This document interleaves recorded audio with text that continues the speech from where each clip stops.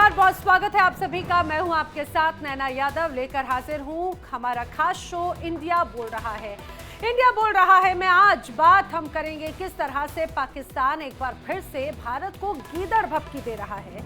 खुद अपने कर्मों की वजह से वो मुश्किल में है, लेकिन ठीकरा फोड़ता है भारत पर। अब देखिए पाकिस्तान में किस तरह से यहाँ के हुक्मरानों की व्यवस्थाएं हैं कि वहाँ की अब आम जनता पानी तक के लिए मोहताज है। पहले ही महंगाई के बोझ तले दबा पाकिस्तान अब चिनाब नदी को लेकर, उसके पानी को लेकर भारत को आंखें दिखा रहा है।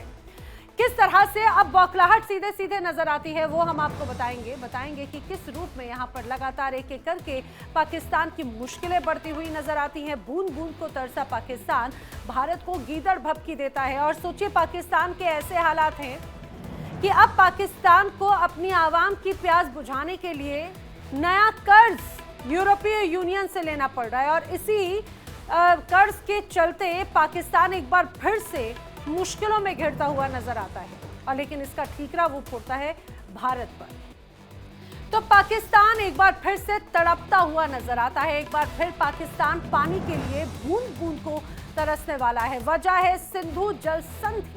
जी हाँ, भारत और पाकिस्तान के बीच में एक बार फिर से तनाव का केंद्र बन चुका है पानी। वो पानी जो दशकों से दोनों देशों के बीच में एक समझौते के तहत बंटता रहा। लेकिन पाकिस्तान की कायराना करतूतों का अंजाम ही है कि आज पाकिस्तान के हालात ये हैं। पाकिस्तान की कायराना करतूत के बाद भारत की ओर से दिया गया ऑपरेशन सिंदूर से जवाब, और उसके बाद पाकिस्तान का हुक्का पानी बंद करना, उसे बता दिया कि भारत आखिर क्या कर सकता है। आज उसी पानी को लेकर पाकिस्तान युद्ध जैसी गीदड़ भभकी देने लगा है। पाकिस्तान के उप प्रधानमंत्री और विदेश मंत्री इशाक डार ने खुलकर कहा है कि अगर भारत ने चिनाब नदी के पानी का रुख बदला या उससे रोका तो पाकिस्तान इसे एक्ट ऑफ वॉर मानेगा। डार का कहना है कि भारत का ये कदम दक्षिण एशिया की शांति और स्थिरता के लिए बड़ा खतरा है।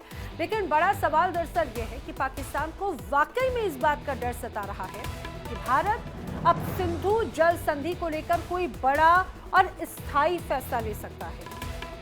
दरअसल सिंधु जल संधि कोई साधारण सा समझौता नहीं है। आइए मैं आपको जरा समझाती हूँ। दरअसल 1960 में भारत और पाकिस्तान के बीच में विश्व बैंक की मध्यस्थता से ये सिंधु जल संधि हुई, और इसके तहत 3 पूर्वी नदियां जिसमें आती है रावी, ब्यास और सतलुज भारत को मिली, और 3 पश्चिम नदियां सिंधु, झेलम और चिनाब मुख्य रूप से पाकिस्तान के हिस्से में गई। अब ये जो संधि है भारत पाकिस्तान के बीच, जो युद्ध हुए जैसे कारगिल जैसे टकराव या लंबे राजनीतिक तनाव, इसके बावजूद अब तक कायम रही।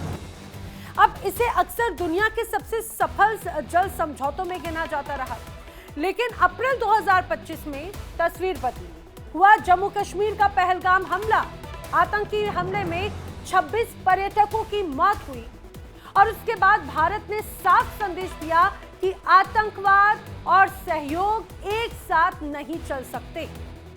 भारत ने सिंधु जल संधि को एक तरफा रूप से निलंबित कर दिया, और इसके बाद में भारत के सामने पाकिस्तान बार बार गीदड़ भभकी देने लगा। इतना ही नहीं बल्कि पाकिस्तान की चिंताएं इसके साथ और बढ़नी भी शुरू हो गई। जिस रूप में एक बार फिर से वही तस्वीर नजर आती है, उससे ये तो स्पष्ट हो जाता है कि यहाँ पर एक बार फिर से डर है कि कहीं भाई पाकिस्तान की जो हरकतें हैं, एक बार फिर अगर हिंदुस्तान की तरफ से कोई एक्शन लिया जाता है तो आने वाले वक्त में मुश्किल ना बढ़ जाए। करेंगे चर्चा मेरे साथ में खास मेहमानों का जो पैनल कनेक्ट हो रहा है, मैं उनसे आपको मिलवा देती हूँ। मेरे साथ में retired group captain U K Devnath ji बतौर राजनीतिक विश्लेषक मेरे साथ में कनेक्टेड हैं।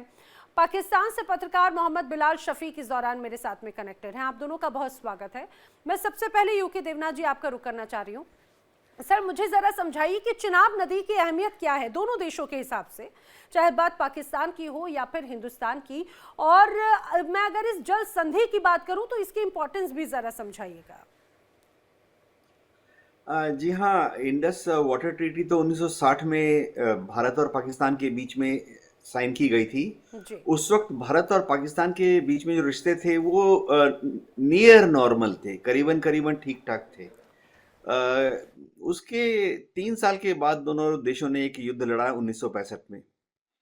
अब जहाँ तक ट्रीटी की बात है, देखिए ऊपर में अगर आप देखें सिंधु नदी है जिसको इंडस बोला जाता है, चेनाब है, झेलम है। अब इन तीनों नदियों का ज़्यादातर पानी जो है वो हुकूक मिला पाकिस्तान ही इस्तेमाल कर सकता है। तो प्रैक्टिकली 80% पानी सिंधु नदी का या झेलम का या चेनाब का हिस्टोरिकली पाकिस्तान में जाता रहा है। और नीचे की तरफ यानी पूरब की तरफ अगर आ जाएं तो रावी है, ब्यास, सतलुज है। इनका पानी हिस्टोरिकली ज़्यादातर हिंदुस्तान में इस्तेमाल हुआ और इस ट्रीटी में ये कहा गया कि हिंदुस्तान इन तीन नदियों का रावी, ब्यास और सतलुज का पानी मैक्सिमम कर सकता है जितना भी चाहे। थोड़ा बहुत पानी हम पाकिस्तान की तरफ छोड़ देते हैं, खास तौर से जब मानसून यानी बारिश का सीजन होता है। अब ये सारा नजरिया चेनाब पर क्यों अभी अटेंशन है, वो इसलिए क्योंकि चेनाब पर जैसे अलग अलग डैम बन रहे, समझिए बगलियार डैम बन रहा है। तो अब ये भारत के पक्ष में थोड़ा सा ऐसे हो गया है कि वहाँ पर हमारी तरफ पॉपुलेशन भी बढ़ गई है, इरिगेशन यानी जहाँ खेती होती थी वो ज़मीन भी बढ़ गई है। अब पानी इरिगेशन के अलावा इंडस्ट्रियल पर्पस के लिए भी चाहिए, बिजली बनाने के लिए तो पानी का इस्तेमाल करना ही है। तो अब समय आ गया है जब शायद चेनाब का पानी भी भारत थोड़ा ज़्यादा इस्तेमाल करना चाहेगा। हम अगर चाहें तो इस्तेमाल कर भी सकते हैं। इसी के साथ अभी प्रपोजल ये है कि भविष्य में पीर पंजाल के तरफ से पानी को एक कैनाल या एक सुरंग के जरिए चेनाब का पानी डाइवर्ट कर देंगे ताकि वो पंजाब हरियाणा तक आ सके। ये सब फ्यूचर प्लान्स हैं। जब ऑपरेशन सिंदूर हुआ उसके बाद भारत सरकार ने ये नोटिस किया कि ये जो संधि थी ये तो दोस्ताना रवैया के वजह से साइन की गई थी।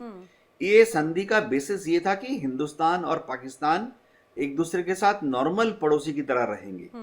तो अब जब हिंदुस्तान और पाकिस्तान के बीच में इतना तनाव है, 1965 की जंग हुई, 71 की जंग हुई, 99 में कारगिल की जंग हुई और उसके बाद भी पाकिस्तान लगातार कश्मीर में आतंकवादी हमले कर रहा है अभी।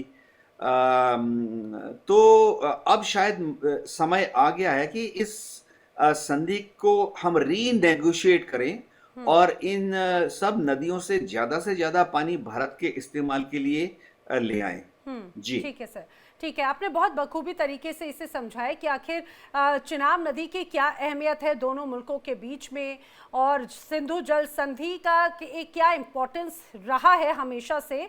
सबसे इम्पोर्टेंट बात यह है कि जिस रूप में हमने इसको देखा था कि जब से इसकी शुरुआत हुई थी इंडस वैली ट्रीटी 1960 में और विश्व बैंक की मध्यस्थता के साथ, वो लगातार पाकिस्तान की तरफ से कई बार ऐसी हिमाकतें की गई, कई बार भारत को दगा दिया गया, लेकिन उसके बावजूद एटलीस्ट पानी को लेकर जो बहुत कीमती है उस पानी को लेकर हमेशा से वो ऐसा कोई सख्त एक्शन नजर नहीं आया। लेकिन जब पहलगाम हमला हुआ तो उसके बाद में सभी तरह की संधियां ब्रेक कर दी गई। मेरे साथ में अब retired major doctor Ali Shah भी कनेक्टेड हैं बतौर रक्षा विशेषज्ञ। आपका भी बहुत स्वागत है। लेकिन मैं बिलाल का रुख करना चाह रही हूँ। बिलाल, पानी को लेकर हम सभी जानते हैं कि पानी की इंपॉर्टेंस क्या होती है और मुझे लगता है कि आपसे बेहतर कोई नहीं जानता होगा, क्योंकि पिछले कुछ वक्त से पानी की किल्लत इतनी ज़्यादा है कि वहाँ पे अब से पाकिस्तान की सरकार को यूरोपीय यूनियन से पाकिस्तान के आवाम की प्यास बुझाने के लिए पानी के लिए 60 मिलियन यूरो का लोन लेना पड़ा है।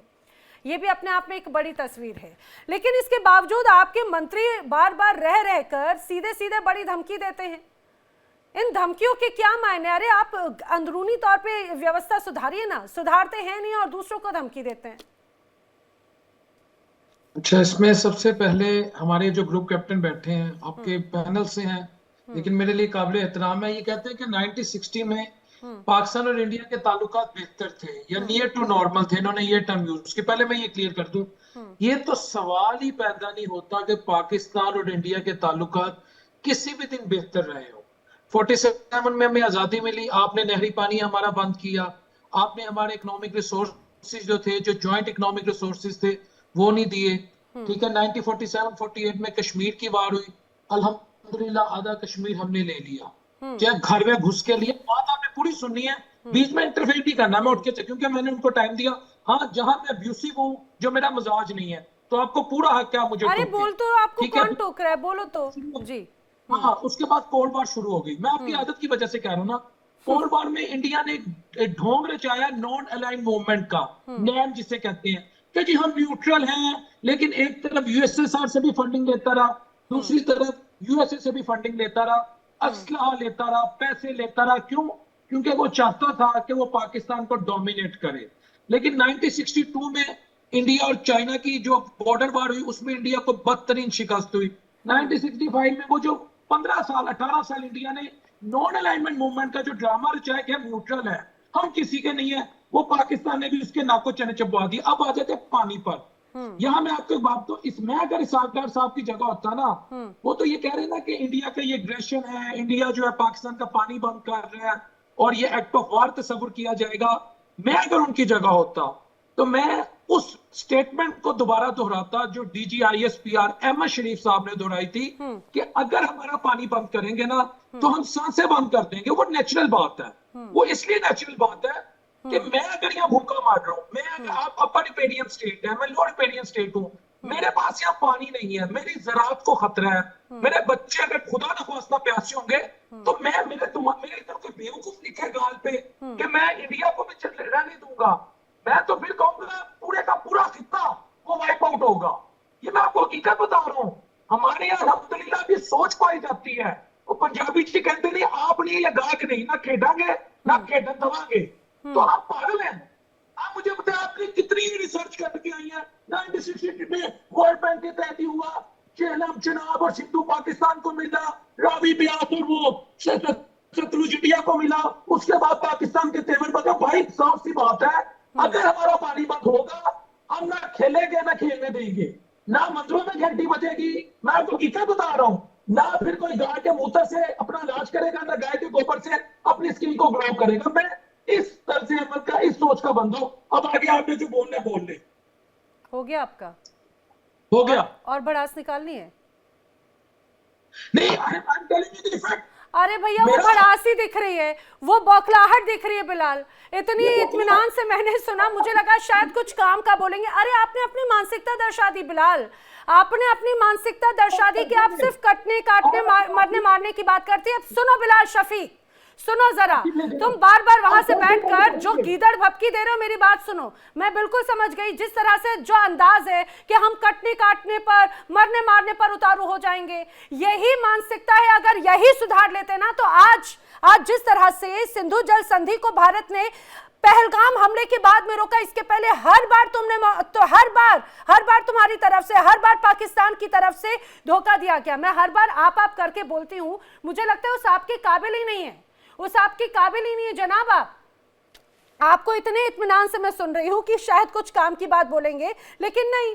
मैं चाहूंगी मेजर अली शाह, जरा, वैसे मेरे साथ शुभदा चौधरी जी भी कनेक्टेड हैं, विदेश मामलों की जानकार, आपका भी बहुत स्वागत है। लेकिन मैं चाहूंगी मेजर अली शाह जरा इस बात को समझाइए कि जो बार बार ये कह रहे हैं कि भाई भारत और पाकिस्तान के रिश्ते कभी अच्छे हो नहीं सकते, आज तक कभी हुए नहीं। शुरुआती वक्त में तो थोड़े ठीक ठाक थे और पाकिस्तान की यही जो आपकी कट्टर सोच आपकी जुबान से नजर आई ना, दरअसल इस वजह से पाकिस्तान गर्त में है और इस वजह से भारत के साथ में उसके रिश्ते अच्छे नहीं है। और अगर आप जैसे लोग रहे तो शायद कभी अच्छे हो भी नहीं सकते, क्योंकि उनकी तरफ से सिर्फ जुबान से सिर्फ जहर जहर जहर, इसके अलावा और कुछ नहीं। और आप पानी की बात करें तो पानी इसी रूप से बंद हुआ, हुक्का पानी सब बंद हो चुका है। अली शाह जी। नैना जी देखिए, शुक्रिया सबसे पहले तो आपका कि आपने बिलाल साहब को खुद ब खुद एक्सपोज होने का मौका दिया। मानसिकता इसकी इसने खुद बोला है, ना आपने ना मैंने ना किसी हिंदुस्तानी ने नहीं बोला है। इसने काटने कटने की बात करी है, इसने मारा मार की बात करी है, खून खराबे की बात करी है, नेशनल टेलीविजन पे बैठकर मरने मारने की बात करते हैं। आतंकी सोच है ये, बिल्कुल बड़े शर्म की बात है। इसने बोला है ना मंदिर में घंटियां बजेंगी। बिलाल कुछ तो शर्म करो यार, कुछ तो खैर करो यार। तुम कहां के रहने वाले हो मुझे पता नहीं, मगर जरूर आतंकिस्तान के हो, और आतंकिस्तान तुमने ये साफ साबित कर दिया है। अगर लॉजिकल बात इनको करनी नहीं है, लॉजिकल बात हुई थी कि 1960 में जो एग्रीमेंट हुआ था हिंदुस्तान और पाकिस्तान के बीच में, जो कि वर्ल्ड बैंक ने ब्रोकर किया था, बल्कि तारीख है 19 सितंबर जो कराची में हुआ था, और जो प्राइम मिनिस्टर हमारे जवाहरलाल नेहरू और इनके प्रेसिडेंट जनरल अयूब खान के बीच में हुआ था, और जो ईस्टर्न रिवर है 20 रावी सतलज, जहां पे हिंदुस्तान का अनरिस्ट्रिक्टेड यूज था। वेस्टर्न इंडस का झेलम, जहां पे पाकिस्तान की तरफ से वहां पे रिस्ट्रिक्टेड यूज बताया था, लेकिन हिंदुस्तान का ये था कि नॉन कंजम्पटिव पर्पस के लिए, जैसे कि हाइड्रो पावर हो गया, उसके लिए इस्तेमाल किया जा सकता है। बिलाल को इतनी नॉलेज नहीं है, इतनी अकल नहीं है कि इसके ऊपर के फैक्चुअली बात करे, कटने काटने की बात करे। बड़े शर्मनाक बात है, वाकई में बहुत शर्म की बात है। पूरे मुल्क को इसके शर्म से अपना सिर लटकाना चाहिए। ये आगे अनहरा जी, शुक्रिया बहुत बहुत, आपने इसको मौका दिया अपना खुद का मुंह काला करने का। आपने इसको मौका दिया नेशनल टेलीविजन पे पूरे मुल्क का मुंह काला करने का, और इसको किसी ने नहीं रोका टोका, ना मैंने ना आपने, किसी ने नहीं। बार बार यही बोला था ये। अब इसका जो मकसद था वो मैनेज करना था जो शेयरिंग ऑफ वाटर रिसोर्सेज है इंडस बेसिन में से, एग्रीकल्चर, डोमेस्टिक यूज के लिए, इंडस्ट्रियल यूज के लिए, प्रिवेंटिंग कॉन्फ्लिक्ट। और 1960 की बात है, हमारे रिश्ते ऐसे नहीं थे जो अब हो रहे हैं। बिलाल साहब जैसे ऐसे बेशरम लोग बैठे हैं जिनकी वजह से ये रिश्ते कभी सही हो ही नहीं सकते। बिलाल साहब ने खुद अपने मुंह से बोला ये बात। और जो रीसेंट डेवलपमेंट्स हैं 2 अप्रैल 2025 के बाद, तब हिंदुस्तान ने टेम्पररी सस्पेंड किया था वाटर ऑपरेशंस, चाहे उन्होंने टेररिज्म की वजह से, क्योंकि पहलगाम में जो हमले हुए थे जो कि पाकिस्तान से ओरिजिन हुआ था, उसके बाद रेजिलेंट फ्रेमवर्क हुआ।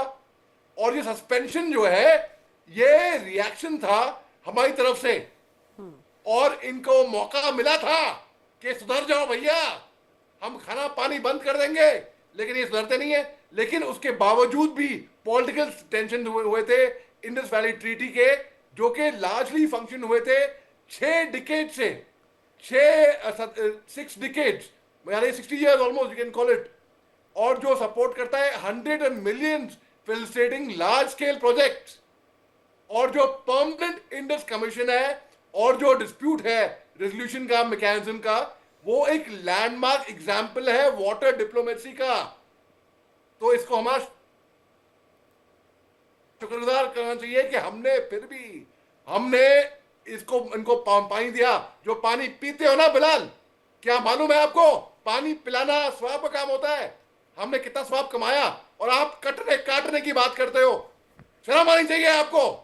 और जो करंट चैलेंजेस है वो इंक्लूड वो क्लाइमेट चेंज है, पॉपुलेशन ग्रोथ, डेमोक्रेटिक शिफ्ट, और उसके बाद जी नहीं, और सबसे महत्वपूर्ण बिलाल बात साहब तो हंस ये रहे हैं है, वहाँ पे, कार्टून की बिल्कुल, तरह और देखिए। यही हंसी बात नहीं आई है नेशनल नमूने टेलीविजन पे। पे बैठ के जिस तरह से बिलाल, पता है बिलाल, ये आपकी सोच को, आपकी मानसिकता को दर्शाता है।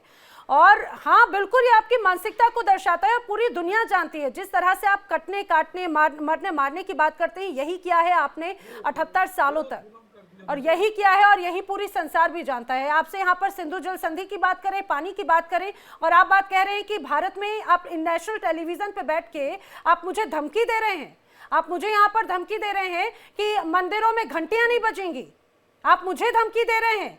आपके पहली बात तो ये जो एक्शन है उसको जरा हाथ को कंट्रोल करके रखिए, वरना यही आपको उल्टा पड़ता है हर बार। जोकर एक नंबर का बात करने की तमीज नहीं है आपको, जोकर। शब्द क्या बोलने हैं आपको ये नहीं पता, बैठना कैसे आपको ये नहीं पता, आपको आपके एक्शंस किस तरह से होना है आपको ये नहीं पता।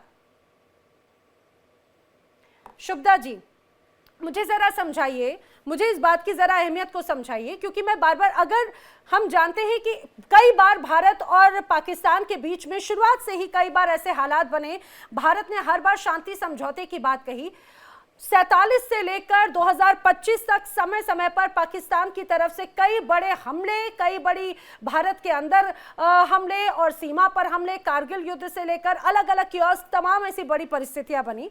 लेकिन भारत ने कभी भी पाकिस्तान की आवाम का ध्यान रखते हुए कभी पानी वाला समझौता नहीं तोड़ा, जल संधि कभी नहीं तोड़ी। उन्होंने कहा कि हमारी लड़ाई आतंकियों के साथ में है, पाकिस्तान की आवाम के साथ में नहीं। पहली बार ऐसा हुआ था जब अप्रैल में 2025 में जिस रूप में पाकिस्तान ने हमला किया, आतंकियों ने हमला किया पहलगाम में। पाकिस्तान की आवाम ने नहीं, पाकिस्तान के हुक्मरानों के इशारे पर पाकिस्तान ओरिएंटेड वहां से प्रायोजित पूरे पाकिस्तान के आतंकियों ने हमला किया। उसके बाद में सिंधु जल समझौते पर पूरे तरह से एक्शन लिया गया कि पानी और हथियार, पानी और खून एक साथ नहीं बह सकता, एक साथ समझौता नहीं होगा। और उसके बाद में अब यहां पर मुझे बताइए कितनी बार मौके दिए गए हैं पाकिस्तान को सिंधु जल संधि के साथ? देखिए नैना जी, मुझे बुलाने के लिए शुक्रिया, और बिलाल साहब आपको आदाब। अब जहां तक बात रही, नैना जी एक चीज मैं बताना चाहूंगी, बिलाल जी को जो फ्रीडम हमारे इंडियन मीडिया पे मिलता है बोलने का, डिबेट करने का, कुछ भी कहने का, वो पाकिस्तान में नहीं मिलेगा। और ये मैं नहीं कह रही हूँ, ये हमारे इंडिया के फॉर्मर सुप्रीम कोर्ट जज मरकंदे काटजू जी का ये कहना है कि वो काफी सारे पाकिस्तानी जर्नलिस्ट से बात करते थे, इंटरव्यूज देते थे, लेकिन अभी इतना ज्यादा पाकिस्तानी मीडिया के ऊपर सर्वेलेंस और सेंसरशिप है कि कोई अगर थोड़ा बहुत भी सलीके का बात करे या क्रिटिसिज्म भी करना चाहे तो वो गायब हो जाएगा। तो बिलाल जी ने शायद अपने डिफेंस के लिए ये कॉमेडी करना शुरू किया है। चलो ठीक है। दूसरी चीज, अब जरा आते हैं इंदस वाटर ट्रीटी पे।